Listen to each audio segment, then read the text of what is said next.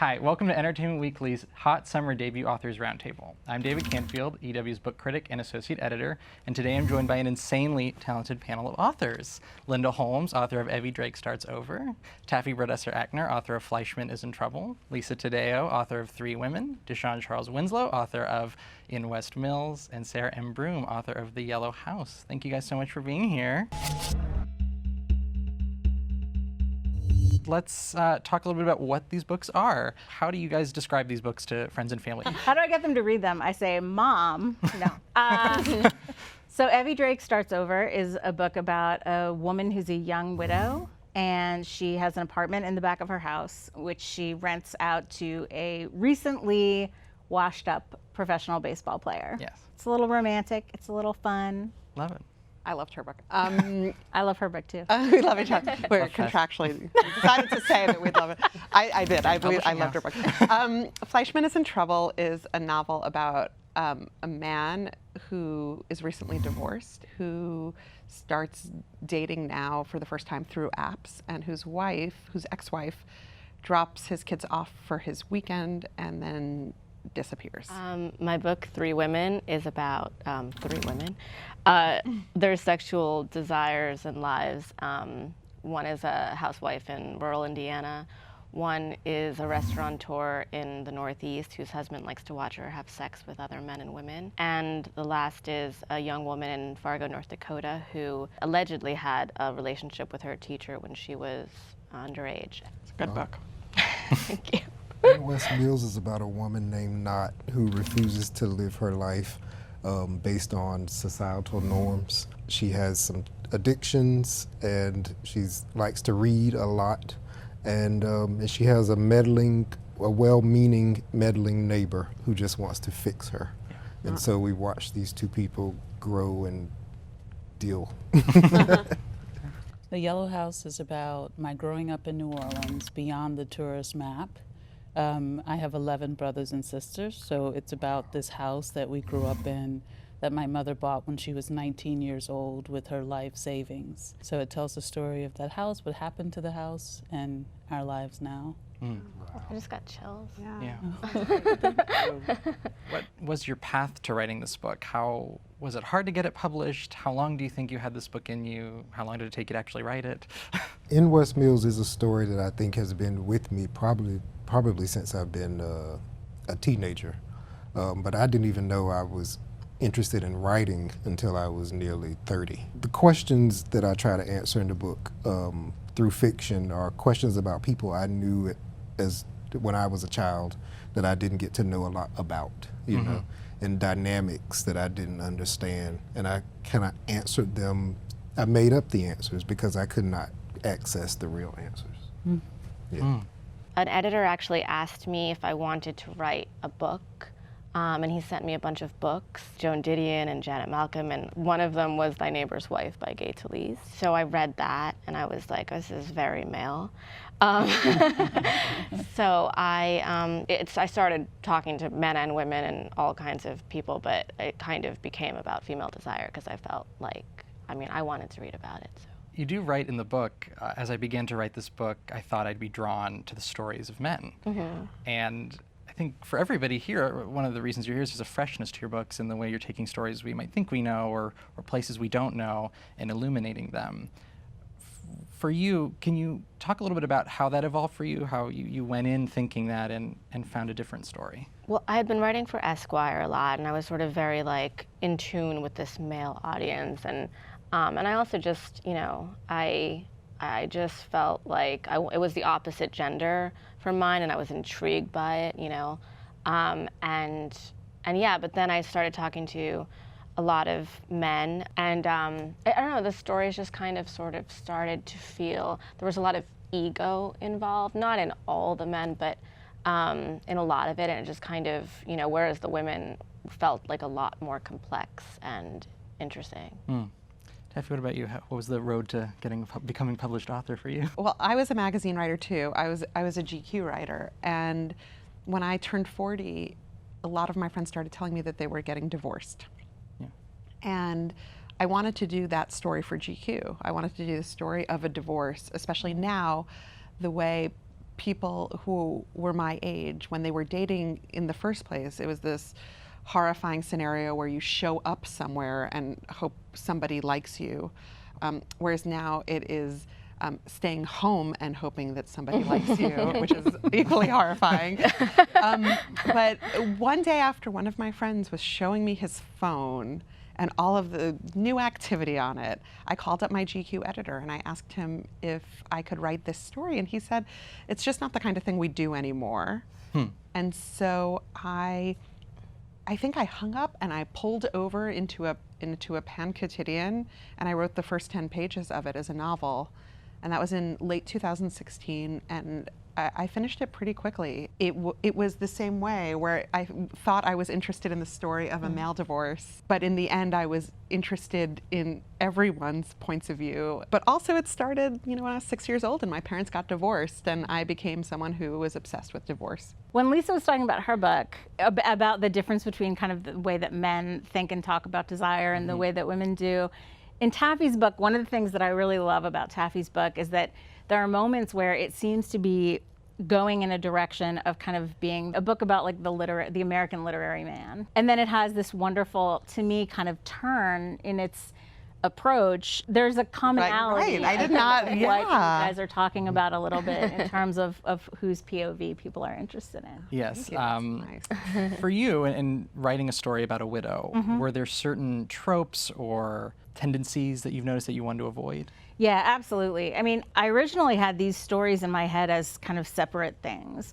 The idea of someone who is, she's a widow, and it's not a spoiler because it's like in the introduction, but she was not very happily married. And so when she becomes a widow, it's very hard to talk about that. It's very hard to talk about how do you really feel and how are people believing that you feel versus how do you actually feel, and what's the guilt associated with that. And then I had a separate idea about a baseball player. I've always kind of been fascinated by like broken down athletes. I don't know why. And I realized that there was a kind of there was a way in which their feelings of being kind of busted were in dialogue with each other a little bit, so I moved them into the same house.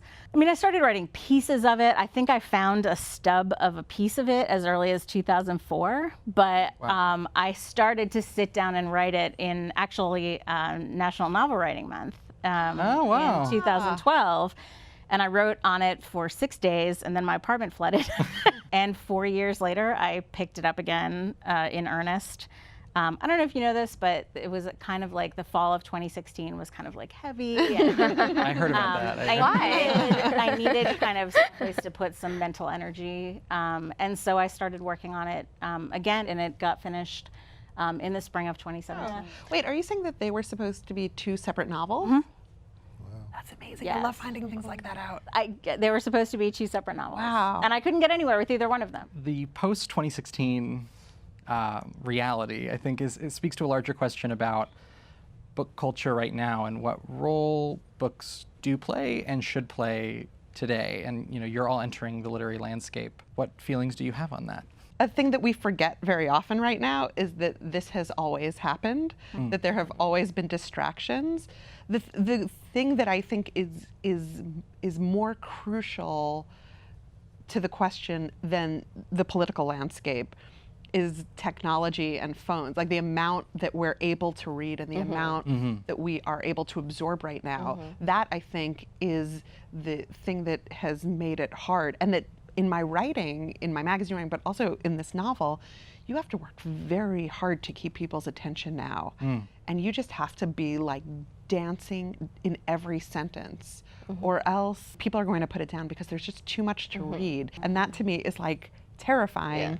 So that's what I think. It's not really what you ask. And I think also this is a moment to say sort of the opposite in a way of, we'll get to the point where the nonstop sort of distractions will actually become the thing that people don't want. And I think we're seeing it happen already in certain ways. And so I think for me personally, it's thinking about how to sort of make a world and still take time in the writing as a writer and build a place where people can be outside of the distraction and the noise. The role of books is to teach and entertain at the same time. And I think that that can be done in a quiet way, and I think it can be done in a busy way. But I don't think that books have to have an obligation to address the moment. All writers do, but unintentionally, I'm sorry. Right. Yeah. I agree with that. I don't know if the turns that Lisa and I took in our books would have happened in another time. Sarah, you are one of two on this panel who has written nonfiction, but you're really the only two who've told your family story. Was there concerns about getting it right, about not divulging too much? Absolutely. I mean, the entire act of being the baby child of 12 and telling the story felt like a major transgression. Yeah. So it took me a really long time just to give myself permission to write the story. So I was approaching it in certain ways as a journalist would, trying to interview all of my family members and record them and then transcribe it, and that provided a level of detachment in a way. But even now, it's horrifying. You know, I have dreams about it because, you know, the smallest thing can make someone uncomfortable, right? And I'm trying to tell a story, which I think of as this epic, big story. Sure. And I don't mean for it to be hagiography. You know, these people have to be characters and they have to feel alive, and readers have to come to know them, you know? So it was hugely difficult and remains really difficult. But for me, to get to your question, the big thing was put myself on the line, even more than I put anyone else on the line, right? They all read it? So no, they have not, and I don't think that they can read it, you know, before. Having 12 voices saying, I don't like this, I don't like, would actually drive me insane. So it's their reactions that you have dreams about? Because I don't worry so much about having gotten things wrong because I'm such a granular, detailed type writer. I think for me it's their reaction to things. So it's very, very tricky. You mentioned telling a bigger story. Sure. Your family gets at larger themes, and having read your book, that's absolutely true. And you know, the house particularly is just such an iconic symbol of the American dream. What was it for you about that house, and what kind of story did you find you were getting to as you went deeper? That's a great question, yeah. For me, the house began as the idea of belonging to a place that you don't feel represents you or even belongs to you fully. And so from the place of the house, the story for me became about New Orleans and the sort of way that New Orleans is mythologized, the way that people feel so deeply that they know it or that it's doing something for them. Within the mythology of New Orleans, the actual people who make New Orleans the place that most people love are just completely out of the story. I saw the act of writing the book as me as a cartographer, sort of reimagining, revising, expanding a map of a sort to include all the people I know, all the places I know that I never see on the literal and also theoretical map. De'Shawn, your book has such a, for lack of a better word, such a vibe, and not loves Charles Dickens. Who are some of your inspirations? More recently, Edward P. Jones, but Toni Morrison was the first from age. Whenever the movie, I think it was '99 when the film Beloved came out, I had not read any of her work. And I went and saw the movie, and someone said, oh, you got to read the book. And I read the book, and I was an addict, a Toni Morrison addict. Yeah. The Color Purple, I watched that as a film, and finally, somewhere in my mid-20s, I read the book for the first time, and then I became addicted to her written work, Alice Walker's written work. You know, those are the first names that come to mind. Yeah. Linda, what about you? I'm a romantic comedy sort of fiend, so probably Nora Ephron is one. Yeah, totally. Some Aaron Sorkin stuff is the way he writes dialogue back and forth. I've always really loved, even though some of the other stuff I struggle with. But I do also read books, I just want to say. You know, Liz Gilbert is one, actually, probably. But also like writers like Jennifer Weiner and people who write the great kind of Rainbow Rowell, people who write really good relationship stories that I like a lot. have been very influential on, I think, my writing. A lot of those authors that you mentioned have sort of fallen into the beach read category. Yeah. And I think it's safe to say it's kind of a controversial term in the literary sphere. Some view it as a little condescending. What are your thoughts on it? Because I also think your book of Everyone's Here fits into that. It's probably I think it's probably more beach ready than these books.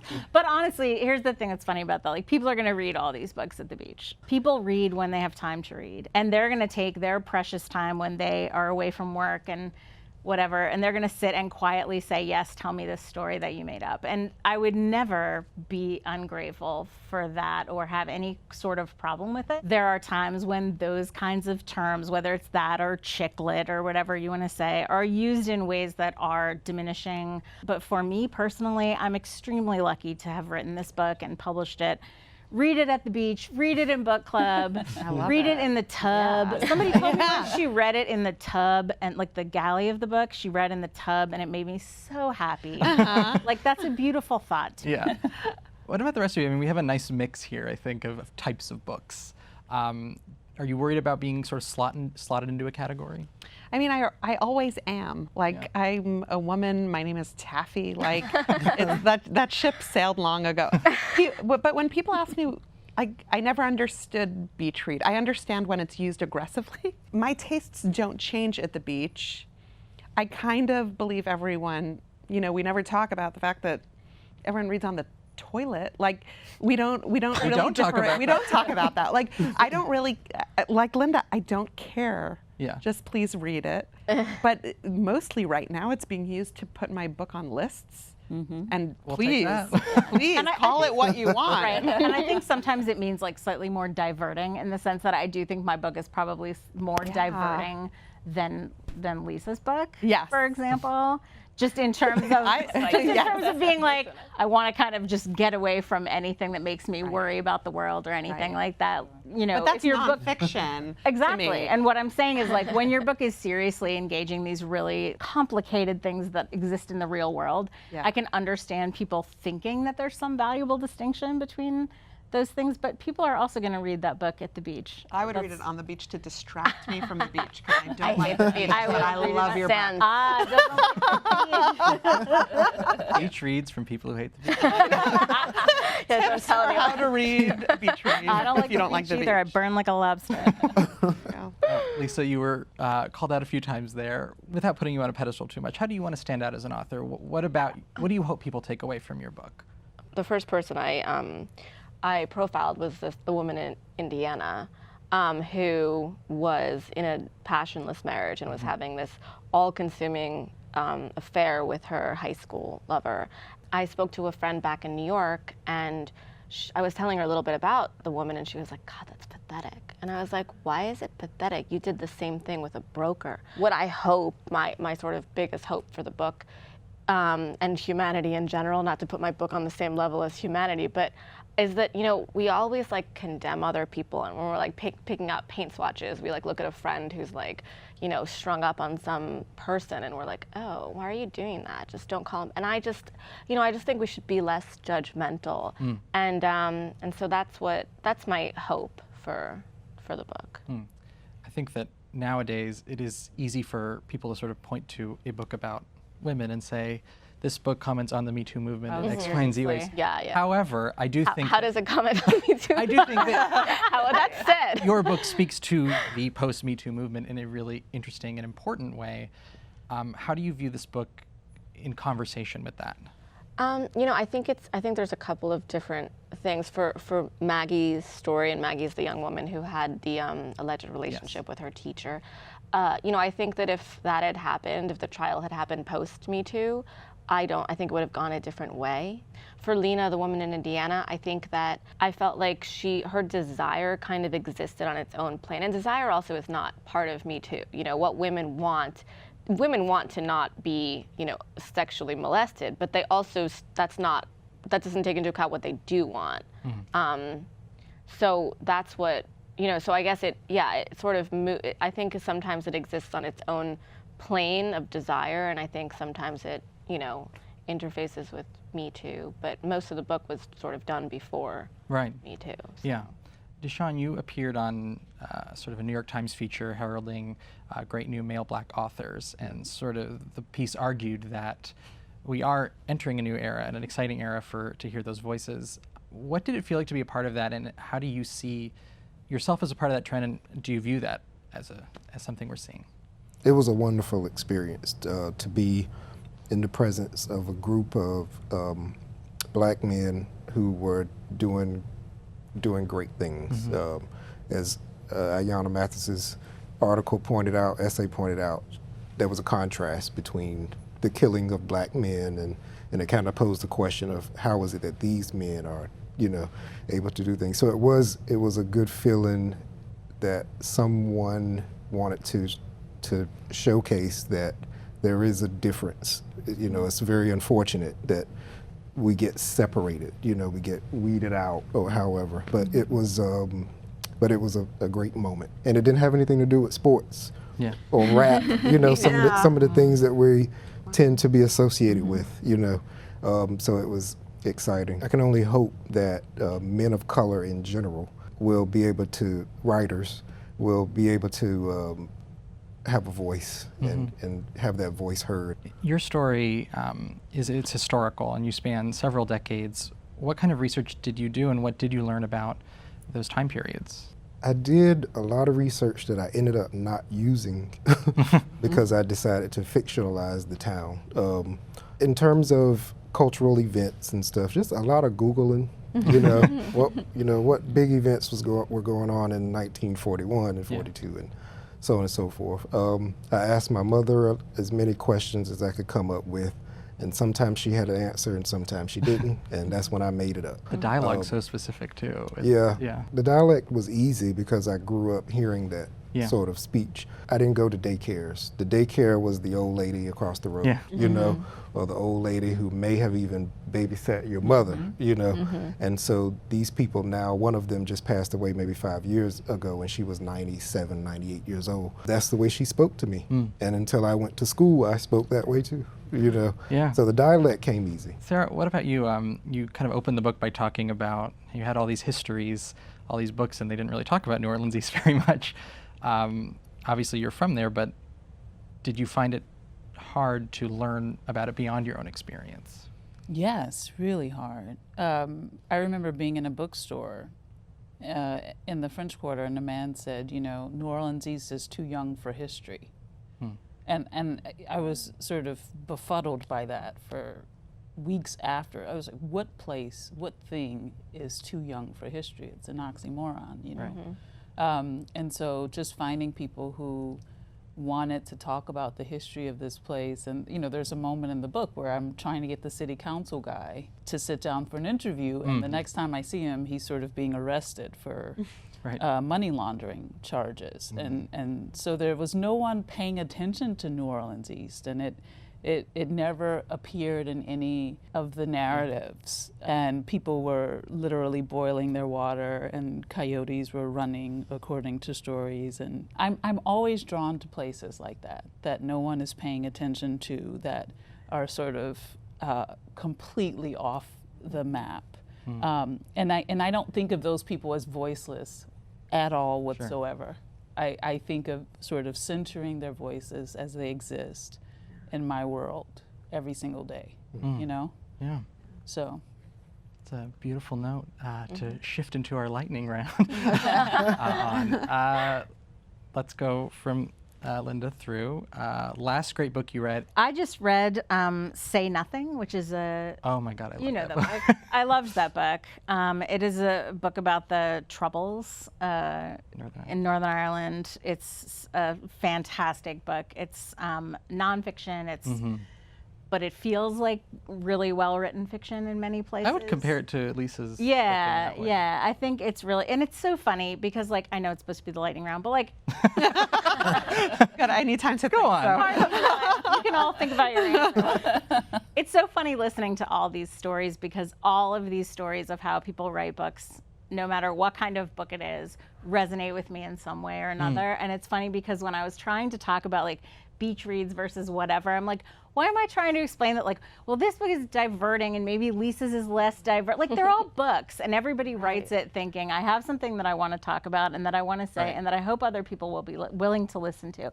Whether it's like, it's a story of my family, it's the story, you know, of people who have a story to tell or whatever. They're all books, and it's whether it's a nonfiction book like that reads like fiction, or an actual nonfiction book that reads like a series of histories, or it's like Taffy's book, which to me is the most like I don't know, it's the most contemporary novel-ish thing I've read in a while, while also being a lot of really dating different. apps on those first.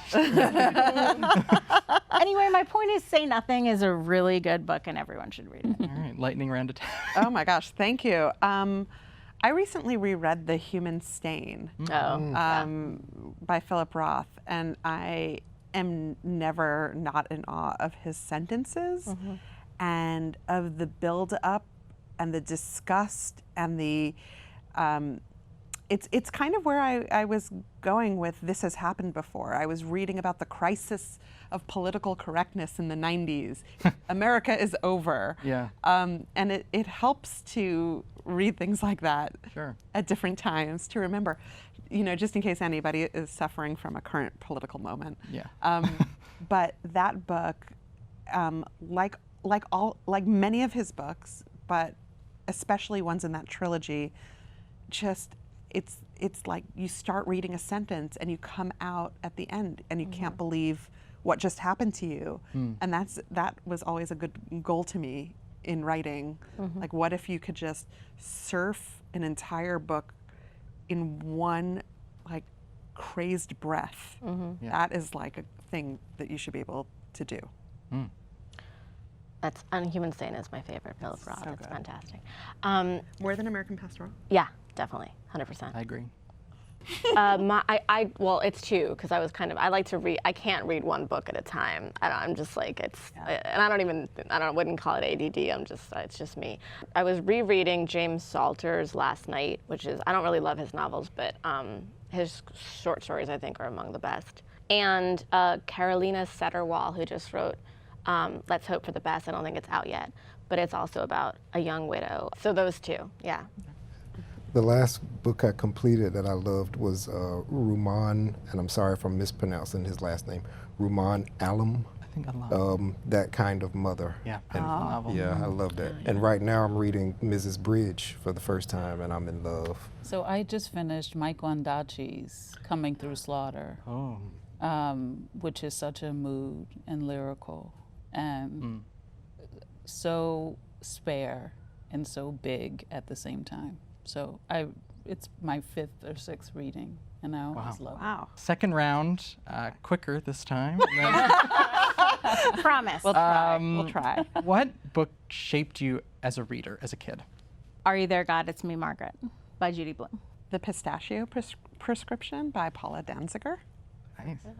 The Stand by Stephen King. I've always been a depressive. Like I was 8. I wasn't a child reader. Yeah. No.